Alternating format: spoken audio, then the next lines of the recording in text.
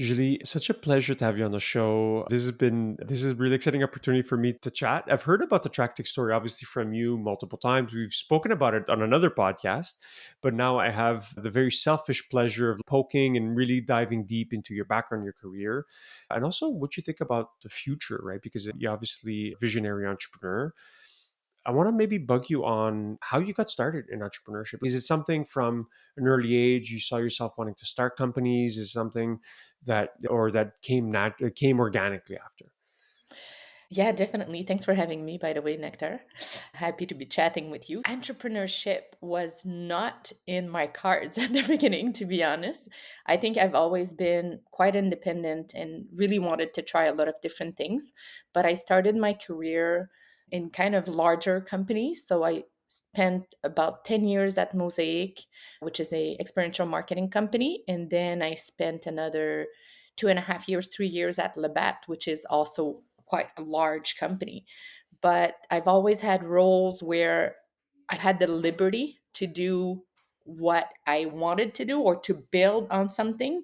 And I think that's what gave me a little bit of the entrepreneurial taste. And so I think Tracktik just came naturally. I think it was just like, let's do it. Like we need to try and do it and we'll just figure it out along the way and we'll see if it sticks, to be honest. So it was like jumping into something you're not really sure, but I think I had a feel of what it looked like to be independent and building stuff by myself and now with Simon. So it was just like, all right, we're going in. Yeah, it's one of those squiggly paths, right? If you look in the rearview mirror, it all looks like a great trajectory, but in the moment, like you don't really know exactly. So you just followed your gut and your instinct. I absolutely. It was just like we're driving in that direction and this is where we're going and we'll see how we're going to build it along the way. You have no previous experience in building companies when you start the entrepreneurial journey.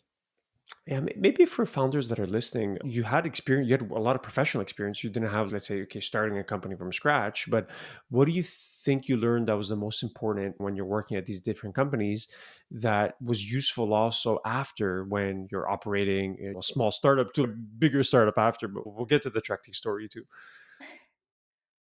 What did I learn? I learned so many things, to be honest.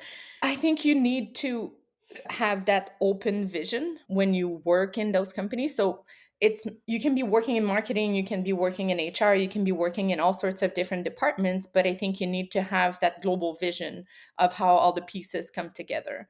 And so you always have to keep that open mindset to look at how all of it comes, if you get what I mean. And yes, sometimes you're going to do something from like an HR perspective. Oh, we need to hire people, but then where do they fit into your organization, and how do we make sure that we leverage the best out of these people as we continue to grow the company, and where do we need have more present need. So you need to learn to be open, not open minded, but open like to what's going on around and how do you scale a company, and also be effective. I don't know if that like when you need to do something, you need to do it now. It's not, oh, I'll wait tomorrow and I'll do it later. And that's something that I always told myself when I was working in this company. It's I need to build this program for like recruitment on campus. I need to do it now, not in the next 6 months or a year. And so I think when you get that velocity and like you produce, the more you produce, the more like you become efficient in your work as well. And you need to do that when you're starting a company as well. You need to make sure you don't push it back to the next day. Yeah, interesting. Yeah, I find two lessons, right? Curiosity. So it's like you're an employee at a company. You're like, okay, I'm in charge of this sandbox, but then learn. And then second part is do a good job. And Yeah. this notion of how should I, urgency, right? Of not just, okay, it's 5:01 p.m. and time to go home. You're like, no, I need to get stuff done. Yeah, no, and funny because both of the companies I worked at before, it was not a 9 to 5 job. I was working weekends at Mosaic because the schedule was very different. We had a lot of event over the weekend. So I was working over weekends, I was working overnight, sometimes starting later. So I think that flexible schedule, if you can call it this way, because it was still 70 to 80 hours a week almost, it was never a rough like 9 to 5 schedule. And Labatt was the same thing. It's like we needed to do something, we needed to travel, we needed to launch something. It was never a fixed schedule. It was always like get your hands there and do the job that needs to be done no matter what time it is. Maybe a good time to talk about the genesis of the Tracktik story, right? So, how did it start? Like, how did you decide, and also how it led you to resign and join this scrappy little startup? Yeah, and I think we talked about this story, and so I can give you a little bit of the big lines. But essentially, I started the company with Simon, who's my partner in life. And so when he was in Florida, he met in a bar this guy. I give you the big picture, but he met this guy who kept having shooters, and it was like, oh, what's the problem? And he's, I'm a security manager and I don't know where my guards are. And Simon was like, you don't have the real time application to tell you that your guards are not there. He goes, oh, I got a live call from my clients to tell me my guards are not there. And so he picked his curiosity and he said, I'll build a prototype and I'll come back with it to show you that with the new like NFC, there's a lot of different things we can do. So the security guard management app was the first one that we obviously launched down the road. But that's how it started. It was really like we have a problem and we don't know how to solve it, but we knew that with technology we could actually make a huge difference. That's how the prototype started. So we came home and he was like, oh, I'm building this thing. And obviously we changed names a couple times and things like that. But I was still working at Labatt at that time, but I was helping him do a lot of different things. I even learned my SQLs and a lot of different things to support. I was doing translation, doing different things. But when he came back and he built the prototype, there was already a lot of traction because the problem was real in the industry. And so I was helping here and there and things like that. And then at one point, he was like, it's either we continue and make it a lifestyle business or we jump into it and we raise capital and we make a company out of this. And would you be like willing to at the beginning it was like more willing to support me and if we take that decision because by that time I was already pregnant with our first kid. So it was like, do we take the risk knowing that we're building a family or do we stay comfortable in the jobs that we have? And so we decided to take the risk. For me, it was just natural to try it. If you don't go all the way through with it, you'll never know what it could have been. So I think it was just like, okay, we're going to try this.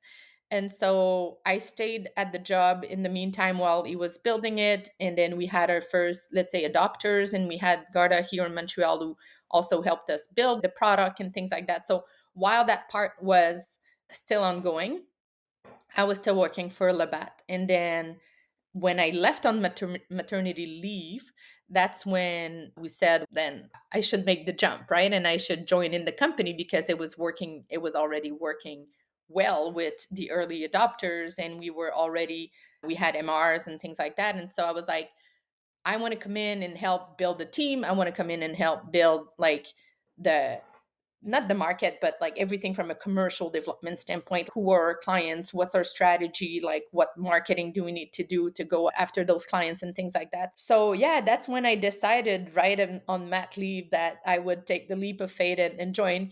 And it was funny because Simon and I did have the discussion like, we're going to work together. You know what it means? We have a kid, we're going to be in the same office, in the same house. But I think we really complemented each other. And so, it was natural to come together and use both our strength to push forward Tracktik. Yeah. It's a great story. It's a great story. If I may, let that risk, right? Where I imagine in the moment you're pregnant, you guys are like considering going both full time into this endeavor. What was the feedback like from your circle of friends, family? I imagine people are like, what are you doing? Like, why leave a safe job that has probably maternity leave and benefits and all these things, and rather take this enormous leap to build something that doesn't exist?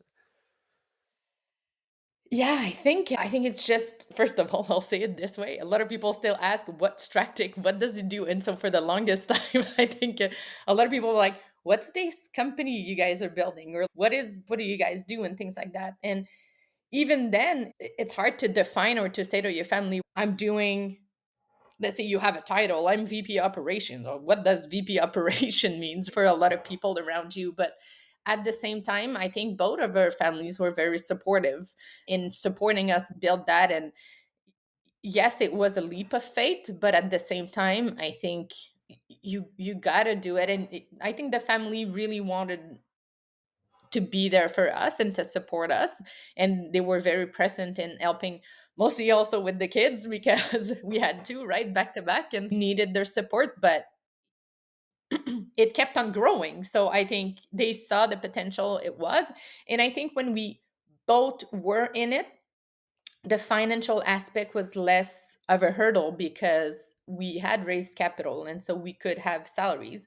Not that they were like tremendous salaries when we started, but at the same time it was stable, and we did. And that's something I pushed a lot at the beginning in the company from an HR perspective. Like, we had insurance when we were 10 employees. Yeah, they were quite expensive. We wanted to have the benefits in place and the right brackets of salaries to start, and the options plan and all of that to be able to attract talent. And so we did both have also a salary so we could get through. Yeah. If we talk about Tracktik as a startup, so it sounds like you had this, like the foundational insight was these security companies have no idea what's going on with their personnel that are on the move, and then sometimes they don't show up.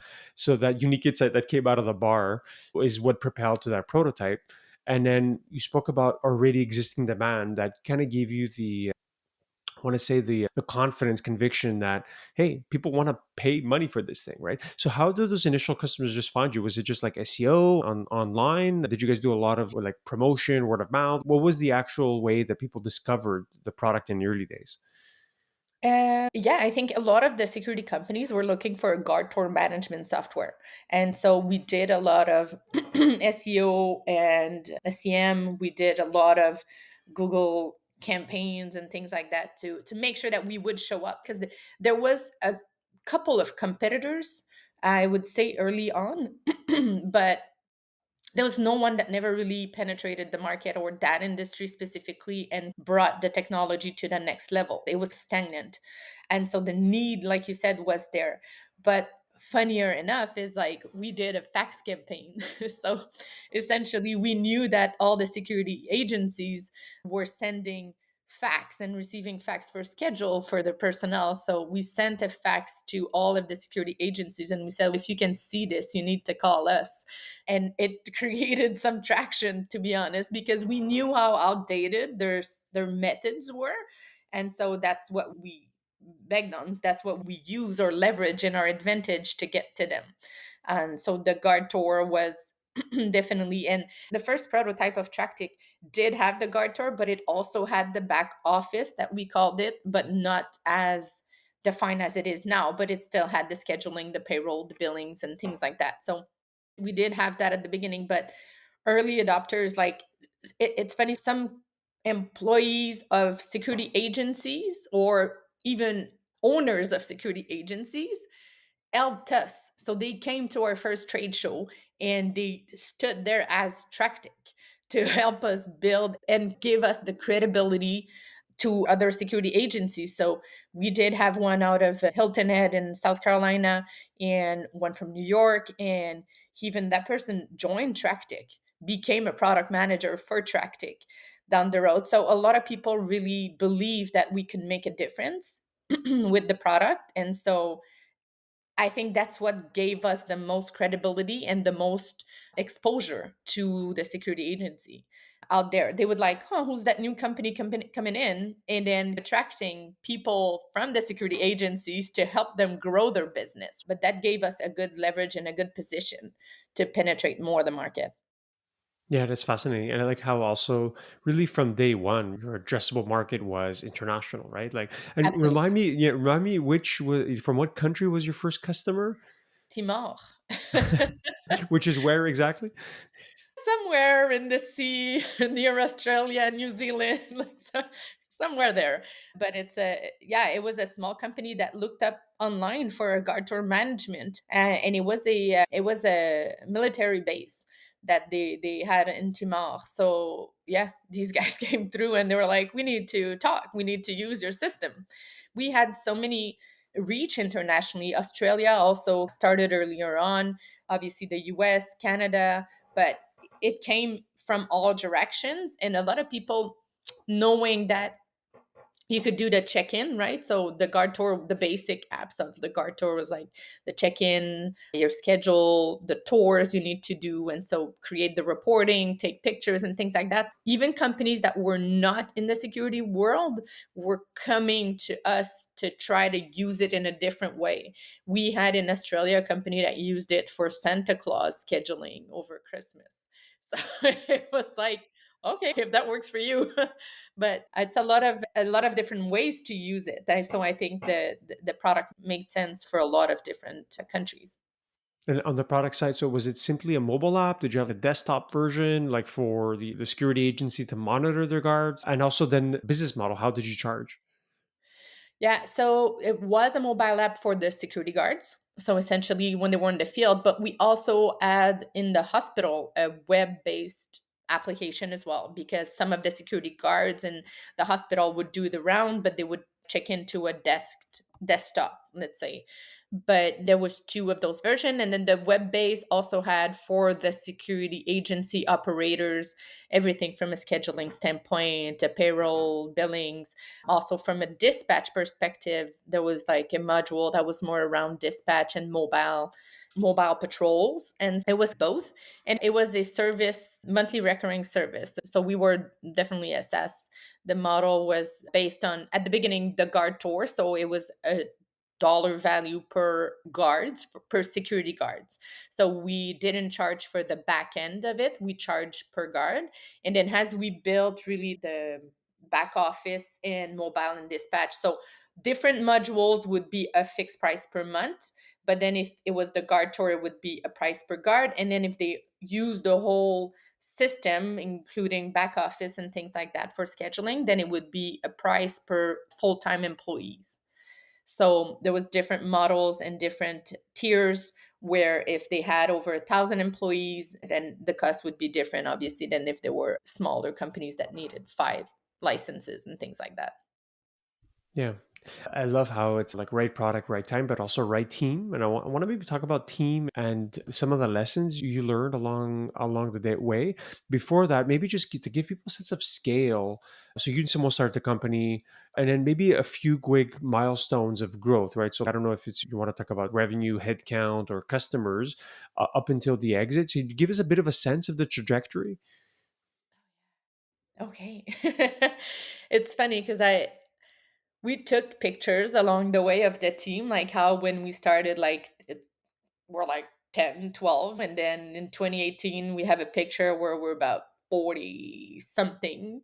And then another picture comes in and we're like 120, 30. And so sometimes I look at those pictures and I'm like, oh my God, like it kept on growing. And it's so surreal, right? When you look at it this way. But let's just say we raised our first round of investment in 2014. And by the end of that year, we had about, I would say, close to 50,000 of MRR. And we were 10. I'd have 10 people, because we started hiring after our first investment, so in 2014. So I hired people from obviously sales, right? But also because we already had accounts, so people to manage some of those accounts. So business development, account management.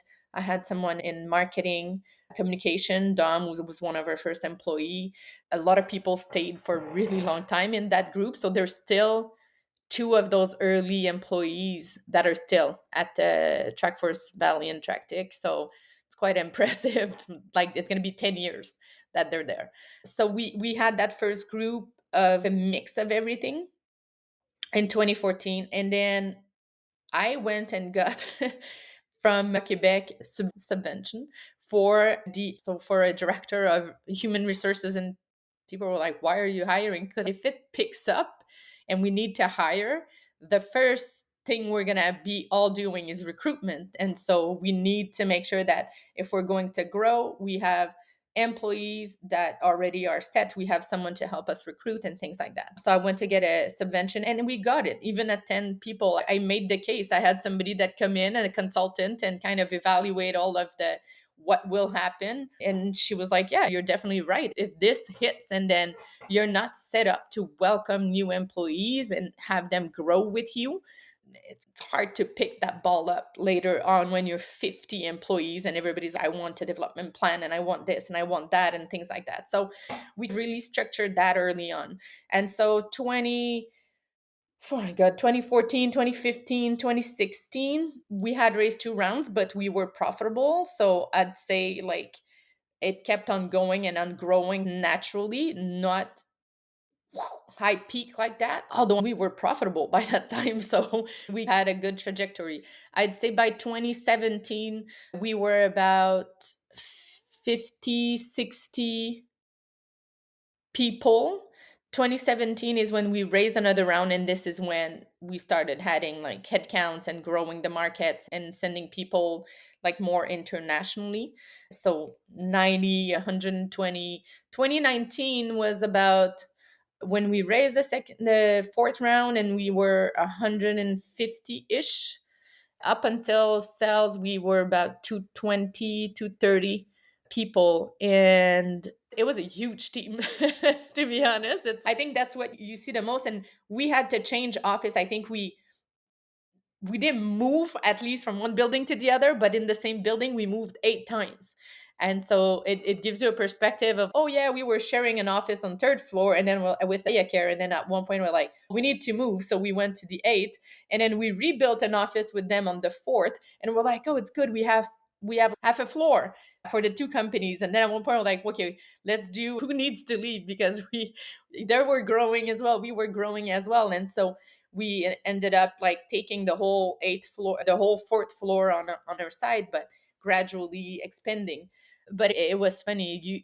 We just kept adding people, but also developing the product, making it more sophisticated, and like getting those more enterprise clients as well to join and to help us build it to the next level. It's quite a ride.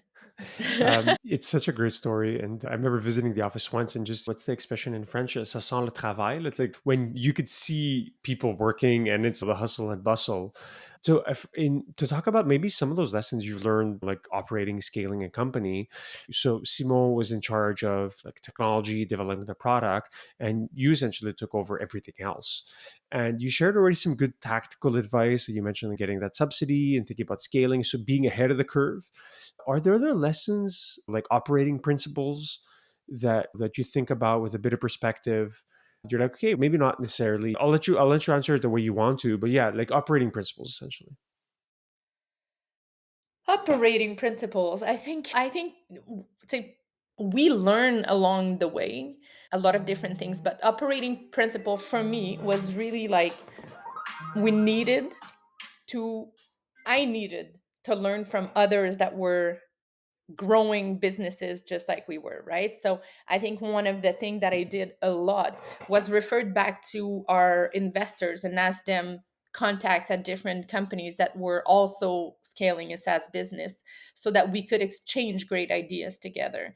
And for example, customer success became a thing along the way, right? I think in the early years when we started the company, customer success definitely like wasn't necessarily a department in a company, but as it was coming more and more popular idea, we looked into it. But then I spoke with other customer success, let's say VPs of different companies, to know what's the model, how do you scale this, how many accounts do they have, like how is it divided, what's the compensation plan and things like that. So there's so many things.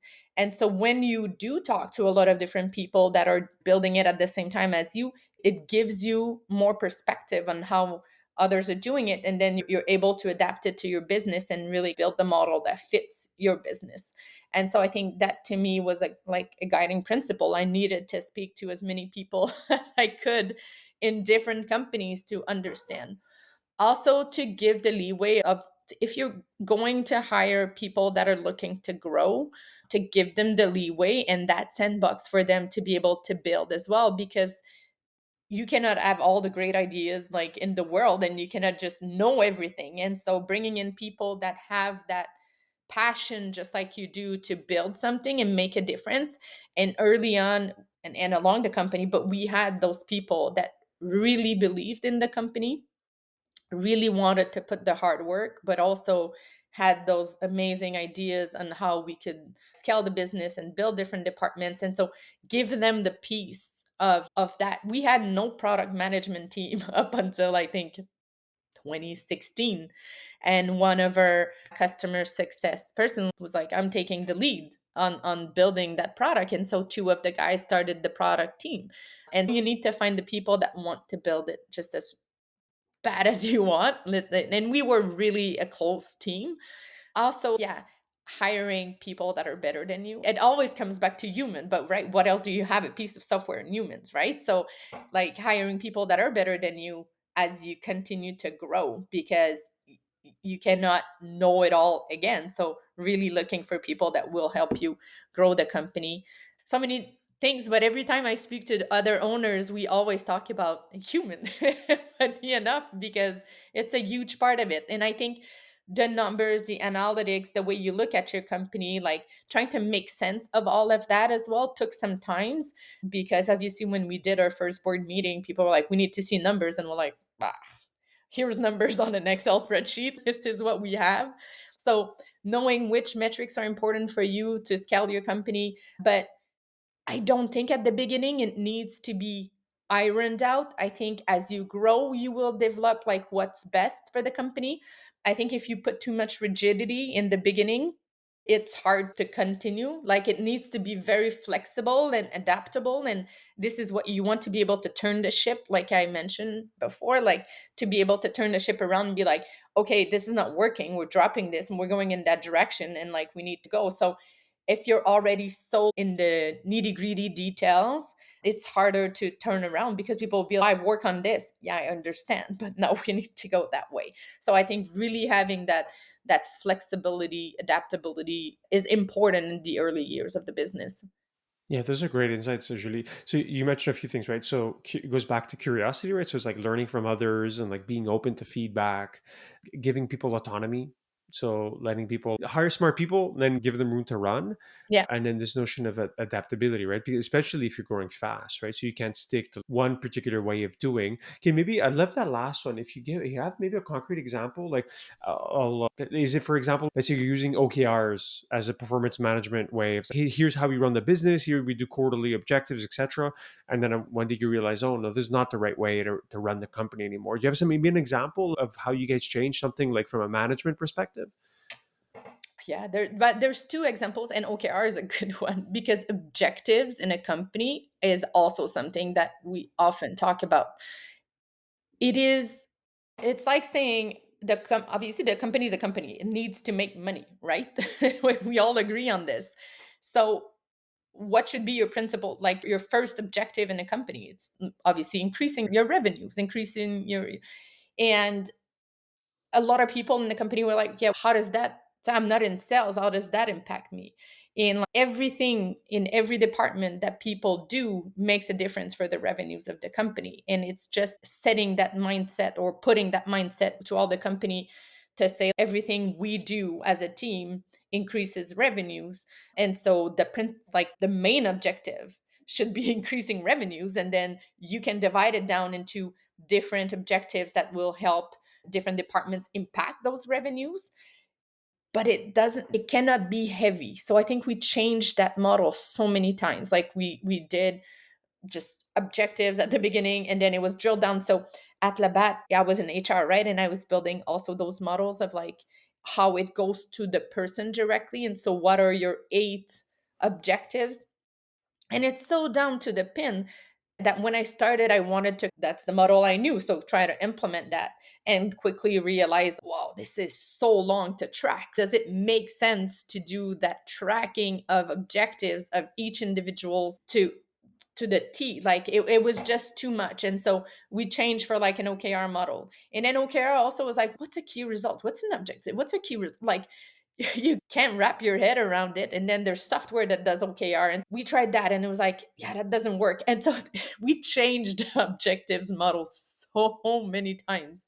That's something we needed to do. But at the same time, it always came back to we need to increase revenues and we need to work on our EBITDA and we need to have a great NPS score for our clients. So all these three things always came back. And so we decided to more stick to this and then have different teams inside of what's next from a product perspective or the vision from a product perspective, what's the vision from a commercial development perspective. And so they align with the main objective of the company, which was to increase the revenue. So that's one big thing. Also, at the beginning, the company was like the sales teams, for example, or they could touch all of the different clients or go after all of the different clients. And at one point, I think it's in 2018, I was like, 2018, 2019, I'm like, we need to have concrete team taking care of different clients because a small business in the US that has 10 security guards is not like a Securitas who has 600,000 security guards, right? And so the person who's going to talk to the owner of these companies or the C levels of these companies is not the same person, not the same profile. And so we segmented the whole company into like small, medium businesses, enterprise, end users, and had different teams in siloed working those because the enterprise clients would be driving a lot of the product roadmap, but it also was beneficial for the small clients. But we wouldn't take a small request or a request to change the product from a small medium business client unless it made sense for everybody else. And so we divided the company in segments. So the marketing material, everything was like targeted to those segments rather than one for all and trying to do it all at the same time. So these are the type of things that had a major impact along the way to hold the team. Yeah. Yeah, I love those insights. It goes back to the notion of adaptability, right? Where it's I find the best surviving organism in the world is the one that adapts, right? So it's like we tried OKRs, it didn't work, and I'm also like I have the pros and cons list with OKRs on mine too, and I find your way of thinking about it and also changing is very interesting. Um, Definitely. So you spoke about the capital partners, right? So you raised four different rounds of capital. You had some of the best investors, right? Ovia, Georgian, the ones that I recall. Also, yeah, I forgot your seed investor that I Class should know. capital. Yes, Class Capital.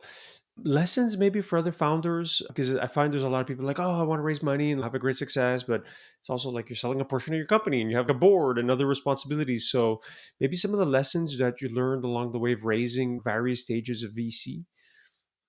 I think one thing that it's like raising money, you should be raising, yes, when you need it, but for a reason. Say, I believe if you're going to go international, you need more capital to grow a team outside and things like that.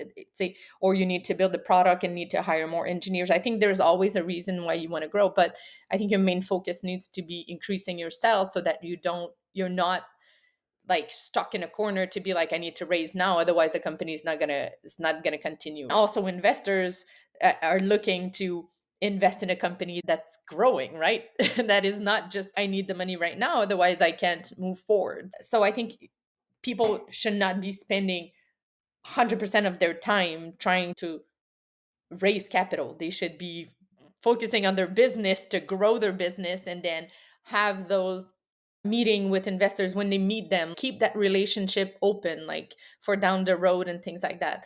Yes, the board meeting, like you need you want to have people on your board who have done it, and so that can bring insight to you and that can review like your documents if let's say your board deck, but trying to have a board that has impact on your business. It's you cannot go in a boardroom and talk about the past and the past and the past. What's ahead of us, right? We need to make sure that we're focusing on the future. Yes, you can talk about the past and mistakes and how to fix it and get insights on that, but also at the same time, here's where we're at. This is where we're going. What do you think of this? And like make sure that the boards help you or the people that sit on that board help you move forward, right? Not only look back.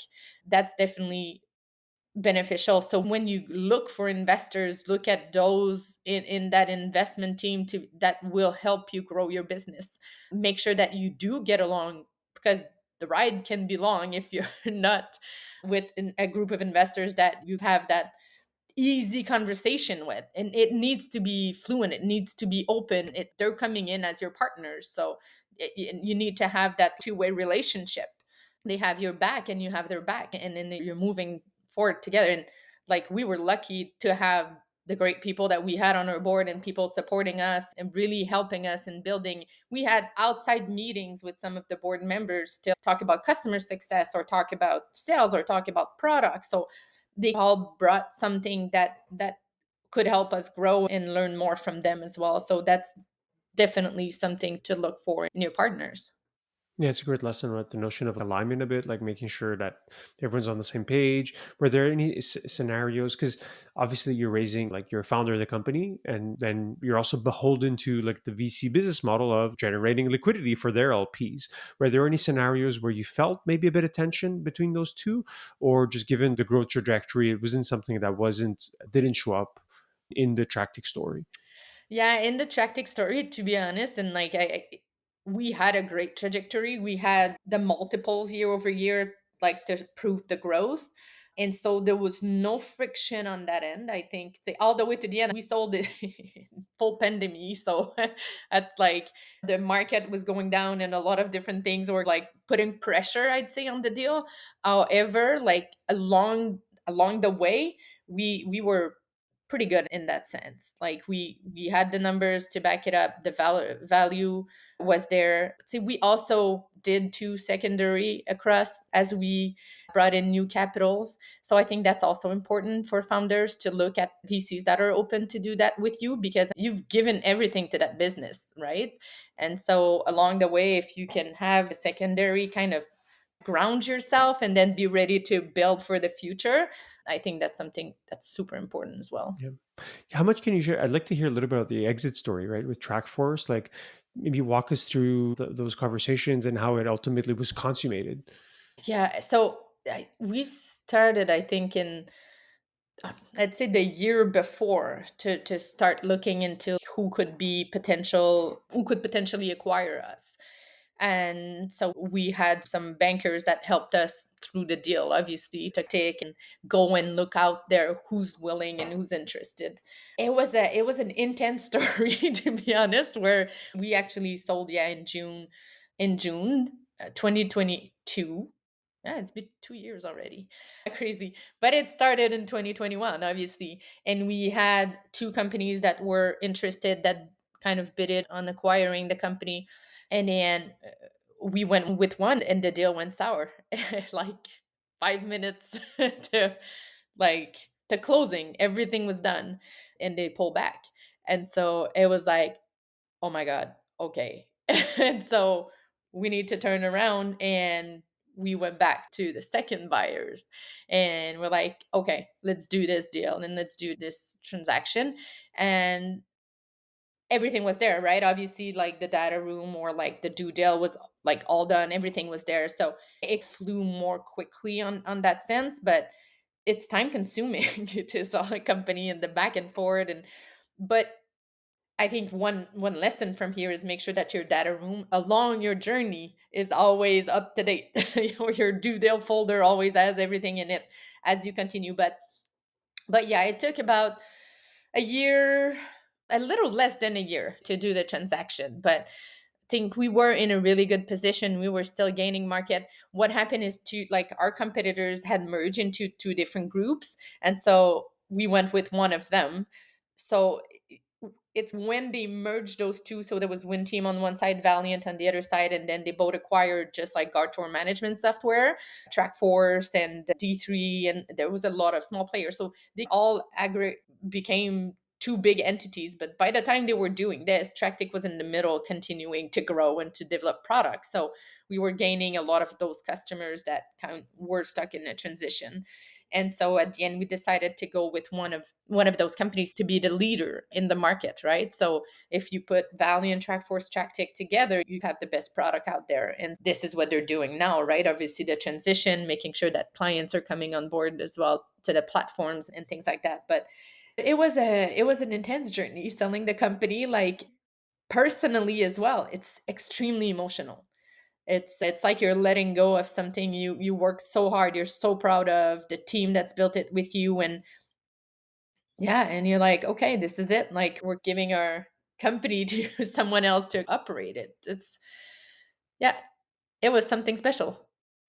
Yeah, yeah, it's just such a great story, Julie. Maybe one personal question with a bit of perspective now that it's been 2 years. Like, what are you most proud of the journey? What I'm most proud of, obviously, having the ability to build that company and did it with my partner. I think that's crazy. We're still together. We still have two kids, beautiful kids, but I'm more proud of the sense or of how do you say this? The ownership that everybody had for the company, the sense of ownership, that the team building that we had together, like the team bonding that we had together.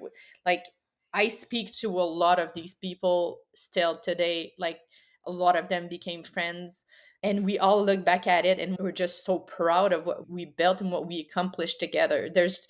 It is so emotional, but I think the team, when you build something with people that are as involved and as you are and passionate about what they do, I don't know, it's for life after, right? It's these people are part of my life and they will remain.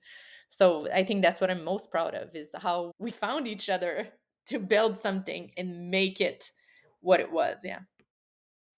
Yeah, yeah, it's very good story, Julie. And I love going back to this notion of just like really thinking about people, taking care of them, and builds this bond of, hey, we're going to this, trying to achieve something that's bigger than all of us. Yeah. I want to talk maybe a little bit about the future. I don't want to talk too much about Amiral Ventures to be a bit selfish and talk about what we're trying to do, but I want to go back to your experience as this elite level operator. Right now that you joined like a VC fund and then trying to help to find the new founders and help them. Do you think this, obviously your operating experience is going to be hugely valuable, but I'd like to ask you, what do you think, like now that you've embarked on this new journey, what do you think you've thought so far, you experienced so far, how it's matched the companies you've been speaking to? So yeah, curious to just throw a like broad question your way. I'm still learning. I think it's interesting. I do meet a lot of companies, and say one thing I think I can bring future with me is, yeah, I love speaking with entrepreneurs and learning like how they're building their business and how I can help them in any ways. And one thing that I realize a lot when I speak with entrepreneurs is the need to talk about their personal stuff as well.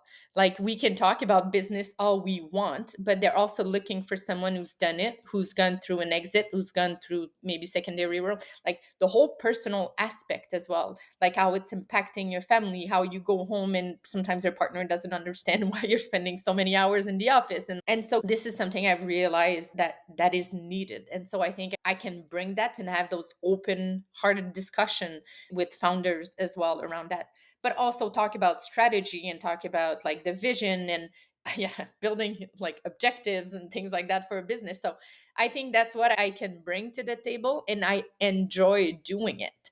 And so I think like by joining Amiral and being able to meet future, not future entrepreneur, but future companies that have those entrepreneurs that would benefit from my support is amazing. But also on the entrepreneur, like on the VC side, I'm learning a lot about, I'm reading all those documents and term sheets and things like that, and I'm like, oh, that's how you do it.